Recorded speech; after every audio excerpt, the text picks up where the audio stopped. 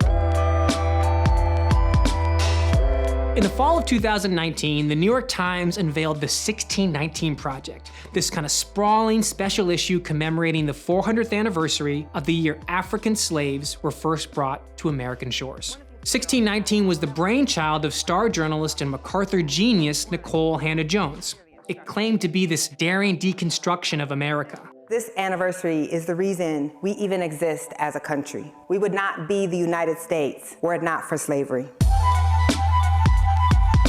You can look across all these aspects of modern-day society and see the legacy of slavery. Sugar, geography, capitalism, why there's so much traffic in Atlanta. All of this kind of goes back to that original sin. 1619 was a sensation, driving record subscription numbers. It even got its own Super Bowl commercial. America was not yet America, but this was the moment it began. This new history rests on a radical revision of America's birth year. In the opening essay, Hannah-Jones claimed that the Founding Fathers had actually declared independence to protect slavery. We were founded not as a democracy, but as a slaveocracy.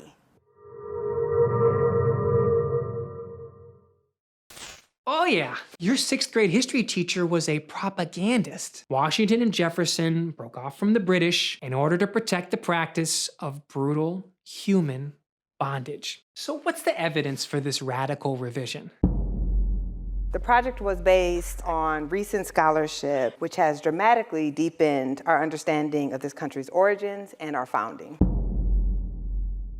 Thank you so much for inviting me to facilitate this important conversation and get a group of historians who really know their stuff. Gerald Horne is the Moores Professor of History at the University of Houston. This is a book. It seeks to puncture the creation myth about the United States of America. Certainly a great leap forward for white supremacy. So this is our sturdy scholarly source, huh? The central reason for the establishment of the United States of America was freedom. Freedom to enslave Africans.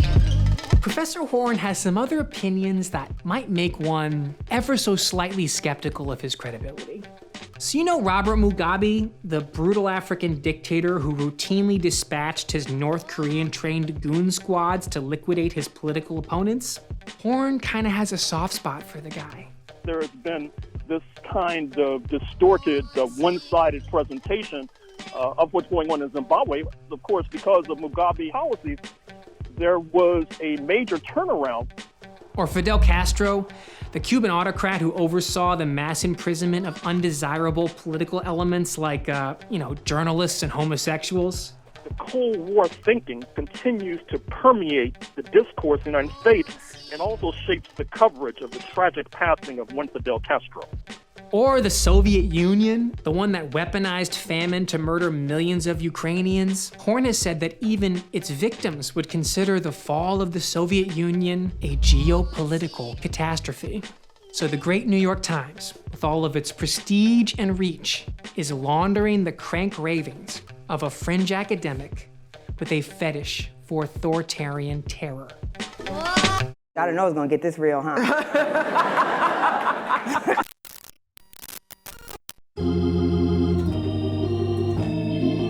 Human bondage has been a feature of virtually every civilization, of every possible color combination. Those 20 people delivered to the New World in 1619 were not, in fact, slaves. They, like the vast majority of white people coming here, were indentured servants. The bulk of African slaves and servants were funneled through a lucrative partnership between African elites and European merchants. These unlucky 20 were full human beings, just as conscious and alive as you or me, and their stories and their suffering deserves to be told. The founders were the first to build a country rejecting the ancient human hierarchies that most people in most places had simply taken for granted. The first anti-slavery meeting in the history of human civilization takes place in Philadelphia. Key framers denounced slavery as an abhorrence, as barbarism. This was in defiance of Britain, which didn't fully abolish slavery until nearly 60 years after the Revolution. All men are created equal. We've become acclimated to the majesty of that phrase. But back then, it represented a radical reimagining of human relations. And the document it inspired empowered the freedom struggles to come.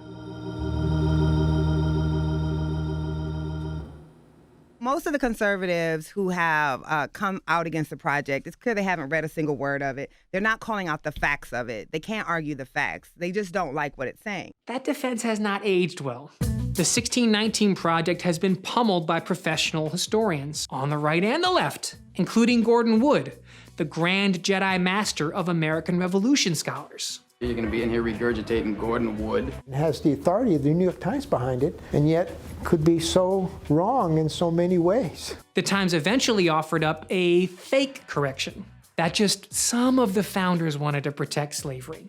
And now it's pumping this fake history into schools, turning the 1619 Project into an educational curriculum. Curriculum is actually being taught in every state in the country, more than 80 cities. The educators were willing to tear up how they had planned their curriculum to teach this.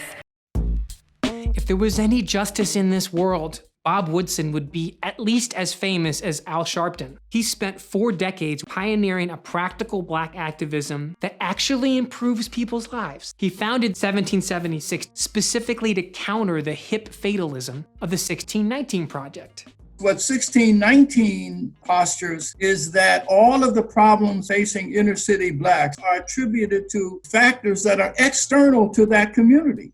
Explain to me how institutional racism could cause Black people to fail in systems run by their own people. Tell me how that works. Nothing is more lethal to a people than to convey to them that it's impossible for them to be agents of their own uplift. Black America has exhibited, many of them, a level of resilience in the Bronzeville section of Chicago. At a time of redlining in 1929, there were 731 Black-owned businesses. Blacks controlled $100 million in real estate assets. When Blacks were denied access to hotels, we built our own. The Wallahaji in Atlanta, the St. Charles in Chicago. Kids in the inner city are inspired to improve their lives when you give them victories that are possible. There are 2 groups of people that I am sick and tired of.